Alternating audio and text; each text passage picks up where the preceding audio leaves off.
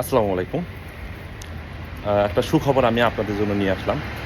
যে সকল বাংলাদেশি ভাইয়েরা 2023 সালে ইতালির বিভিন্ন ভিসার জন্য আবেদন করেছিলেন এবং অস্থির ভোগ করতেছিলেন, তাদের জন্য সুখবর। 2023 সালের এগ্রিকালচার, স্পন্সর, ডোমেস্টিক ভিসার যারা নলস্তা, অরিজিনাল নলস্তা পেয়েছিলেন বা সেই নলস্তা বাংলাদেশের ভিএফএস গ্লোবাল সেন্টারে আপনারা মেসেজ পাঠিয়েছিলেন, তাদেরকে কিন্তু এখন যাচাই বাছাই করে ভিসা দেওয়া হতেছে, ইতালির ভিসাগুলো দেওয়া হতেছে।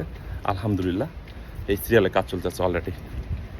তা আমি আপনাদেরকে বলবো, যে সকল বাংলাদেশি ভাইয়ারা ওই ভিসাগুলো সত্যিকারের নলস্তা পেয়েছিলেন এবং সেটা ঢাকায় ভিএফএস সেন্টার গ্লোবালে ইমেইল করেছিলেন, যদি সঠিক হয়ে থাকে তা আপনারা খুব দ্রুতই ভিসা পাবেন এবং অনেকেই ইতালিতে চলে এসেছে ভিসা নিয়ে।